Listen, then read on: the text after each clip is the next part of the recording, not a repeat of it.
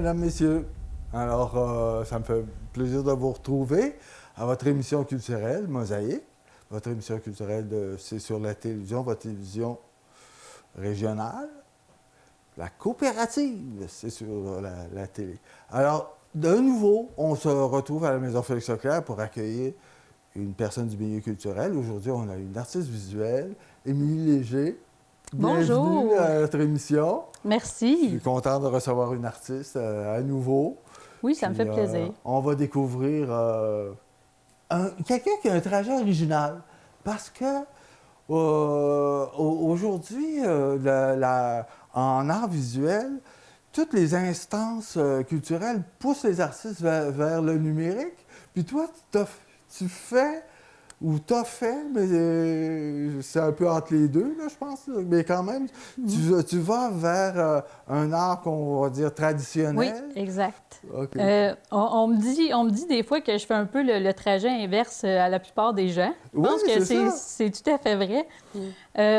Au cégep, j'ai étudié en arts et lettres et ça m'a permis de commencer... OK, tu as un programme, toi. C'était pas strictement art visuel au départ, art et lettres. Oui, c'est ça. Okay. J'ai fait 2 programmes en arts et lettres, en création littéraire, puis en langue moderne aussi. Okay. Mais...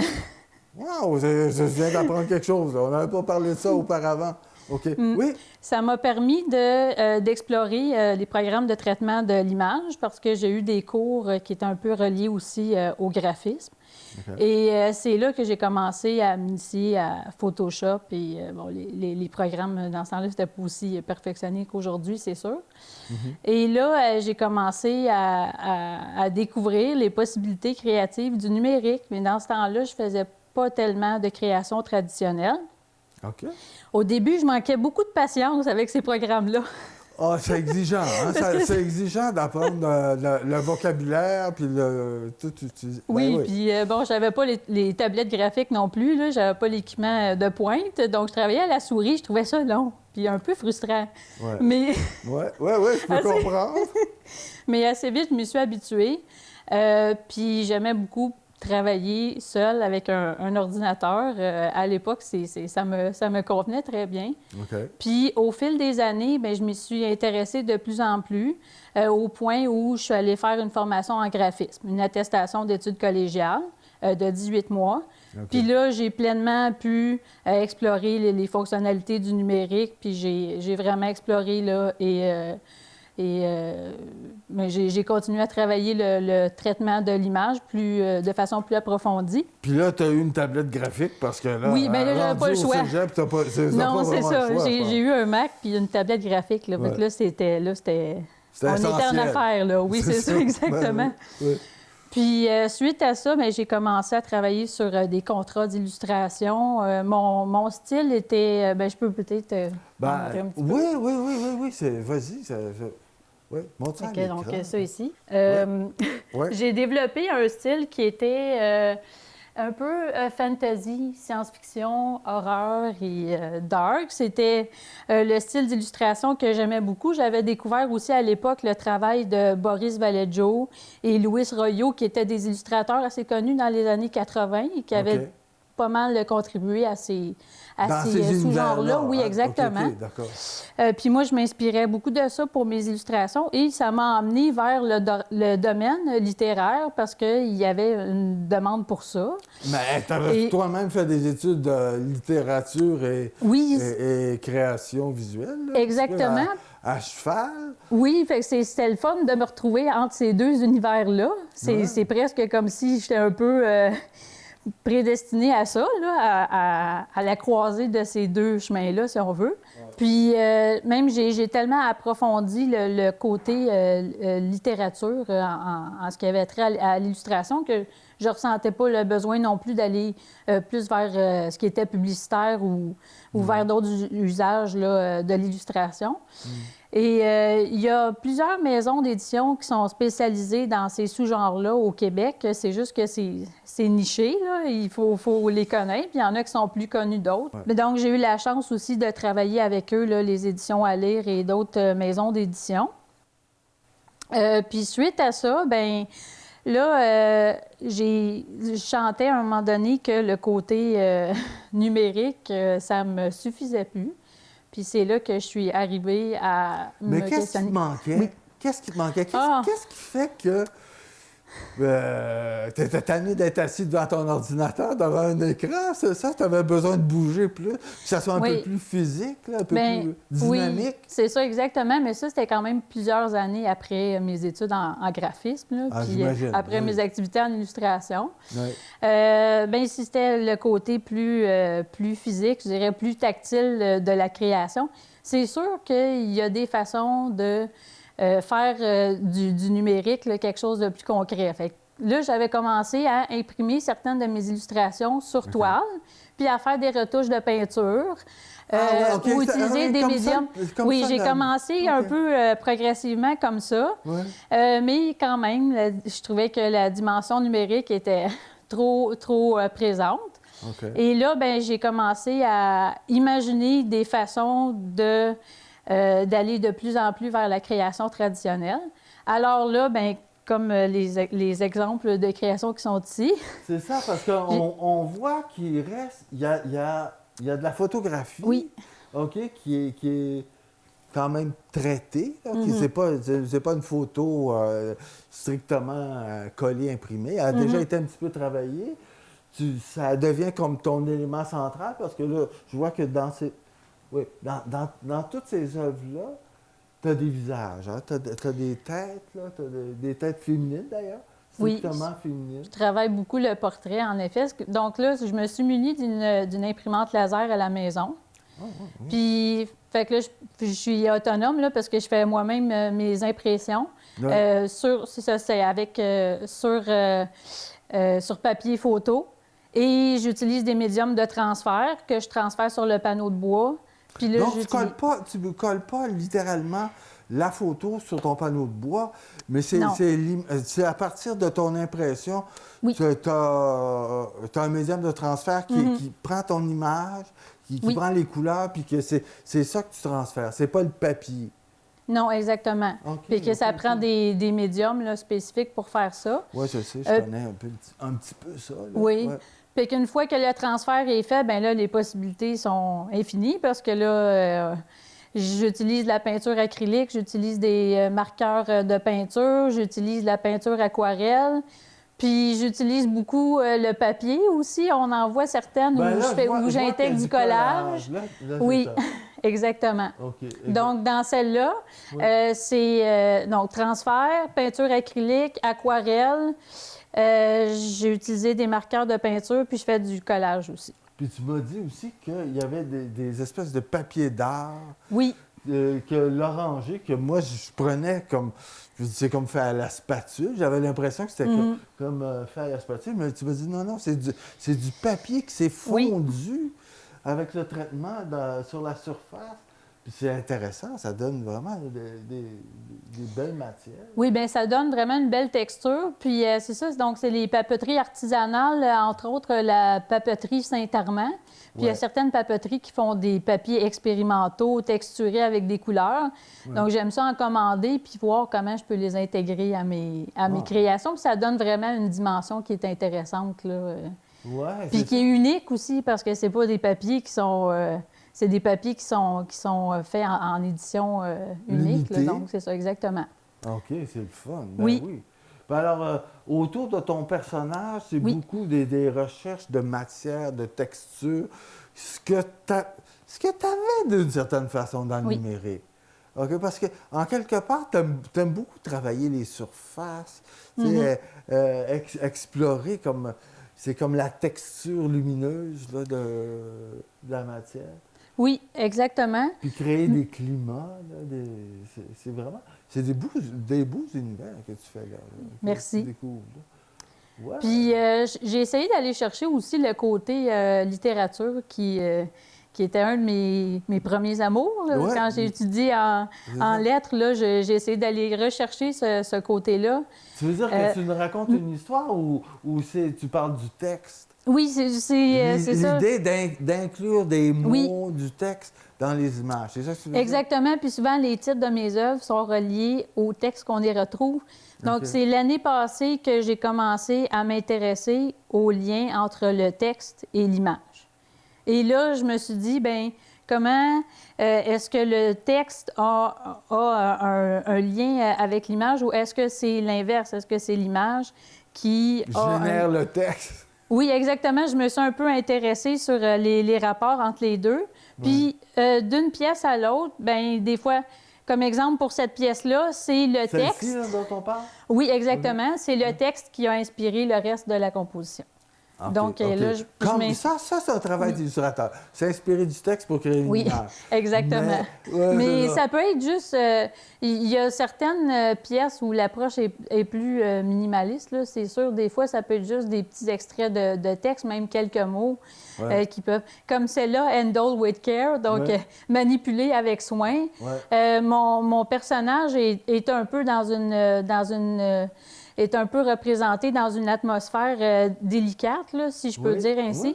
Puis c'est pour ça que, vraiment, même si le texte est très bref, bien, je voulais faire un lien direct avec l'image puis l'atmosphère qui était représentée aussi dedans. Puis c'est intéressant parce que je vois ici la graphie dessus, ça ressemble à de l'écriture aussi, là. Là, sans être franchement de l'écriture, c'est inspiré de l'écriture. Donc, tu ramènes l'idée de l'écrit. Alors, tu t'en vas vers une création qui mixe, qui fait rencontrer le mot et l'image. Oui, exact. Ah, c'est intéressant. Ça, pour moi, c'est un dada d'illustrateur.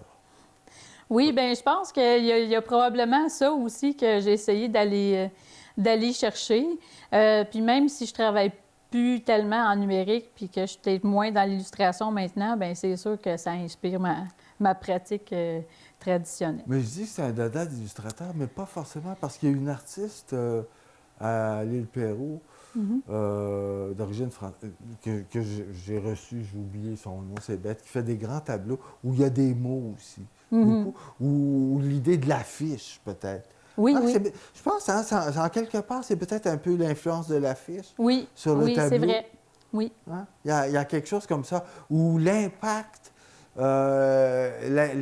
coordonné du mot puis de l'image devient comme quelque chose de puissant, puis on a envie de s'approprier ça dans sa création pour avoir le même type de rencontre avec le public, d'impact sur son public. Oui, exact. Absolument. OK, on va... En tout cas, c'est intéressant parce que, mais tu continues à faire de l'illustration aussi, un petit peu? Oui, j'en fais un petit peu. Mais tu lâches un peu ça pour d'autres choses, hein, il me semble? Oui, pour l'instant, je suis vraiment plus orientée vers ma pratique personnelle. L'illustration, bien, pour l'instant, c'est ça. Comme je disais, j'en fais un peu, mais je sais pas où ça va, où je vais me diriger éventuellement, c'est ça. Mais je sais que tu es une fille, parce que moi, je regardais un petit peu ton cheminement. Tu es une fille aussi qui est impliquée socialement. Qui essaie de réunir les artistes, les informer sur leurs conditions, donc qui a le souci d'aider les artistes à s'organiser puis à reconnaître les défis auxquels ils sont confrontés, puis à se soutenir mutuellement.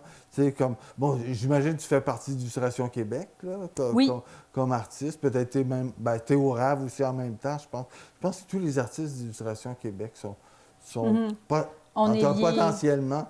le RAV, qui est le regroupement des artistes en art visuel du Québec. Alors, mais toi, dans ton milieu, tu cherches à réunir les gens du milieu, dans Vaudreuil-Soulanges, donc? Tu habites dans Vaudreuil-Soulanges. Tu es une fille de Vaudreuil-Soulanges? Parce qu'on n'a pas parlé de ton histoire tu es originaire de Vaudreuil-Soulanges? Oui, exactement. Mes parents, les deux, viennent du coin. Là. Ça fait longtemps qu'ils sont établis dans la région. OK. Puis mon grand-père maternel, Georges Lefebvre, est un ancien maire de Vaudreuil et il a été conseiller municipal pendant une trentaine d'années. Puis bien aujourd'hui, il va avoir 95 ans cette année. Et ça fait plus longtemps qu'il a arrêté d'aller aux réunions là, du conseil. Là. Il a été impliqué. À 95 ans, on peut assez comprendre. Longtemps. Ça fait, ça. Mais puis il est encore très en forme. OK. C'est merveilleux. Donc, oui, bref, je viens de la région. Puis c'est sûr que j'ai à cœur de m'impliquer autant que je peux. Moi, ce qui m'intéresse aussi actuellement, c'est la dimension numérique Donc, sur les réseaux sociaux, je suis assez présente, notamment sur Facebook. OK. J'ai initié certains groupes, le groupe Artistes et travailleurs culturels de Vaudreuil-Soulanges, que j'ai initié il y a environ 2 ans. Okay. Oui, exactement. Okay. Donc, pour rassembler autant que possible les personnes du milieu culturel de la région. Puis j'en ai initié d'autres là aussi de façon un peu plus large, là, sans vraiment qu'il y ait de dimension régionale. C'est dans le but de contribuer à la diffusion d'informations dans le milieu artistique et culturel. Puis notamment, bien, j'ai fait il y a quelques années une formation en entrepreneuriat culturel et artistique. OK. Et donc là-dedans, je me suis intéressée à la gestion de carrière artistique. Et j'aime diffuser des informations qui sont en lien avec ça. Donc... Mais pour toi, ça veut dire quoi, là? Tu veux dire... est-ce que ça veut dire que tu vas vouloir représenter des artistes ou ton idée, c'est plus de regrouper puis de organiser les artistes entre eux face dans leur milieu? C'est quoi exactement? Où tu t'en vas, c'est ça? Ouais. Bien, c'est un peu vague, mais en même temps, je peux déjà dire que j'ai aidé certains artistes dans le début de développement de leur carrière. Donc, j'ai fait des dossiers artistiques pour des artistes en démarrage. OK. J'ai écrit des biographies, des marches artistiques. Puis aussi, j'aime aider les artistes à savoir au début où on va chercher les appels de dossiers, les informations qui sont relatives au bon démarrage, là, si on veut des activités. Comment s'inscrire dans le milieu, puis on se professionnalise, quoi. Oui, exactement. Donc ça, je m'intéresse beaucoup à ça. OK. Puis, ben, je te parlais de la dimension numérique tantôt. C'est qu'il y a beaucoup d'appels de dossiers qui sont diffusés via les réseaux sociaux. D'ailleurs, strictement de cette façon-là aujourd'hui. Oui, maintenant, c'est presque strictement ça, en effet. Mais ce qu'on voit souvent passer, c'est des appels de dossiers qui sont émis par des galeries, des fois des galeries locatives.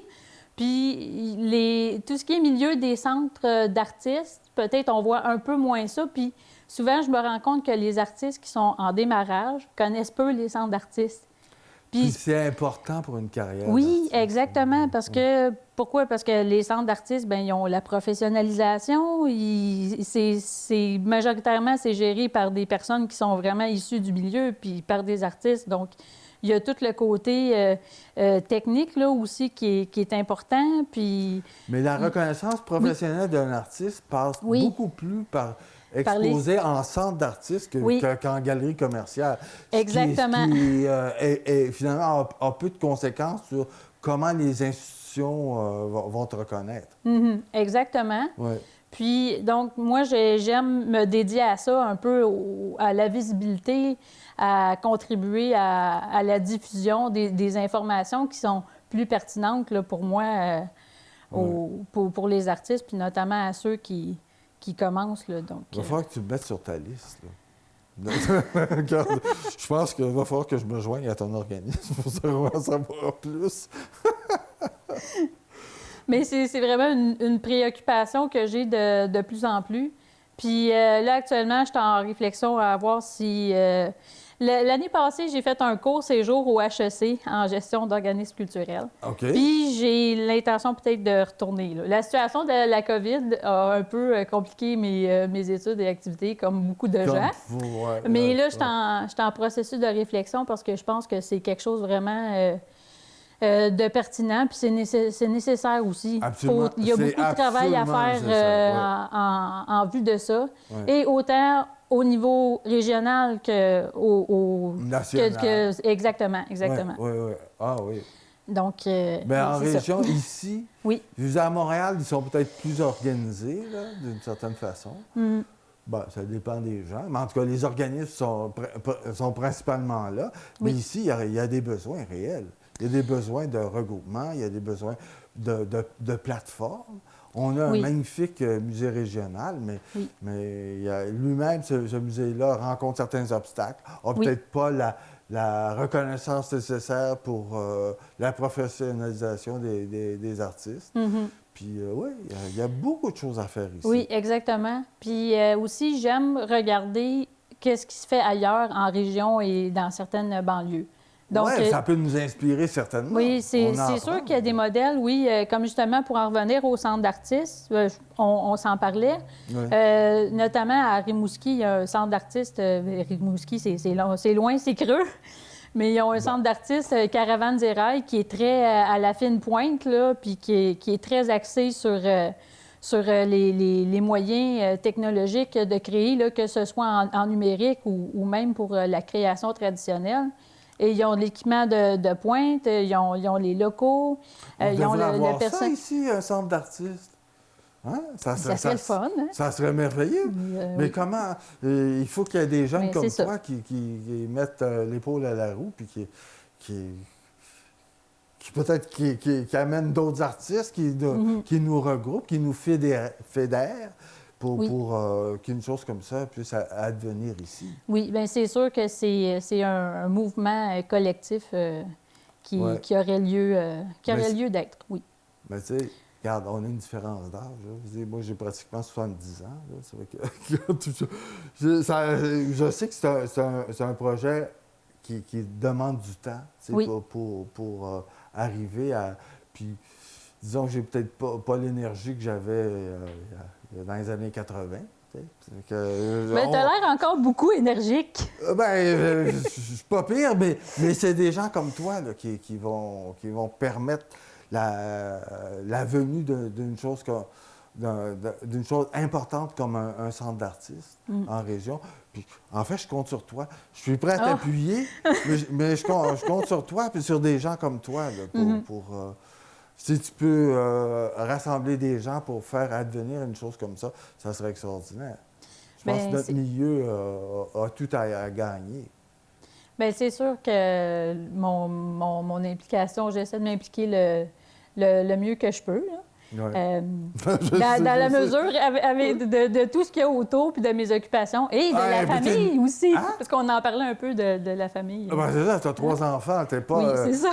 Mais c'est surprenant l'énergie que tu as là, parce que tout ce que... Bon, on n'a pas parlé de toutes les dimensions de ton action là, en tant qu'artiste, en tant que travailleuse culturelle, puis... Mais même mes enfants, c'est sûr, sont dedans, puis mon conjoint aussi est musicien. Ils sont habitués, là, une famille d'artistes. Genre, il y en a au moins une sur les 3 qui est très, très, très intéressée par la création. Fait qu'on peut peut-être compter sur de la relève, en plus, à la prochaine génération. Ben oui, j'imagine, là. Regarde, mais c'est maintenant, là. On a besoin de toi.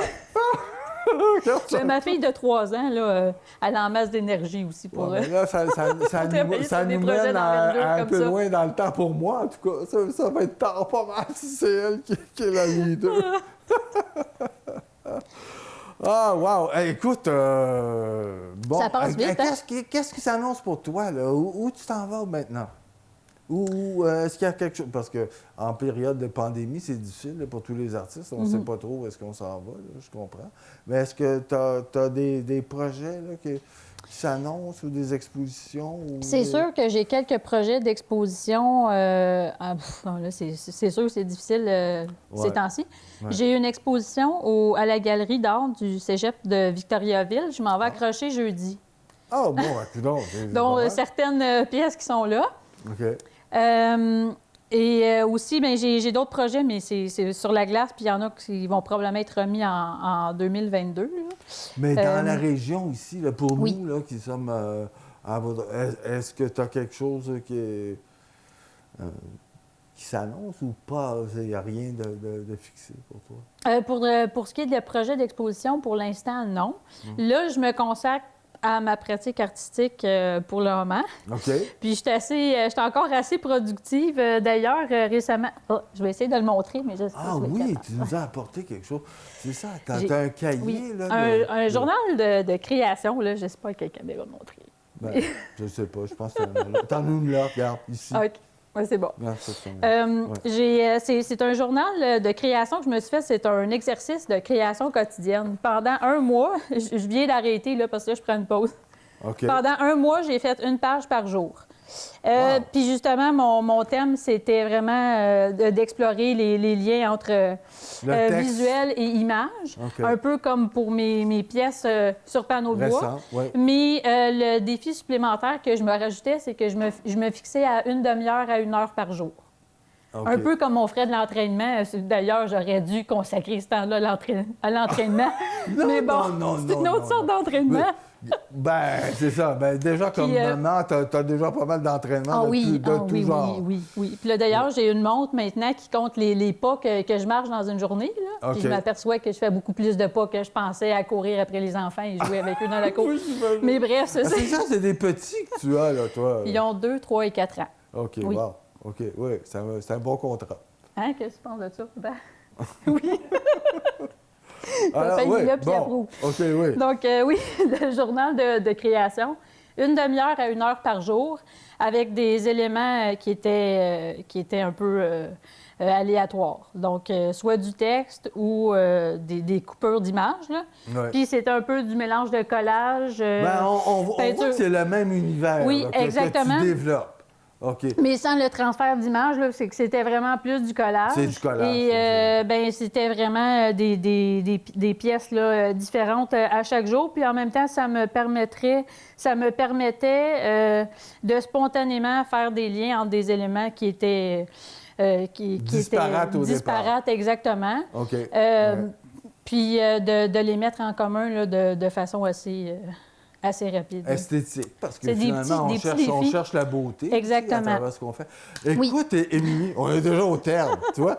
Ça passe trop on vite. s'interroge, on se dit, on va occuper une demi-heure? Ben oui, on l'occupe aisément à la demi-heure. Ben, Oui. merci beaucoup d'avoir partagé tout ça. Ben merci Je à dis- toi, ça m'a fait Puis plaisir. moi, je trouve ça merveilleux qu'on rencontre des jeunes comme toi qui sont dynamiques, puis qui vont transformer notre vie culturelle, qui vont l'enrichir, puis par leur action, de toutes sortes de façons. Bien, autant que je peux, ça va me faire plaisir. Ça me tient à cœur d'y contribuer. Oui, ben je sais, je le sens, Puis, puis c'est précieux. Merci d'avoir Merci à toi. été là avec nous.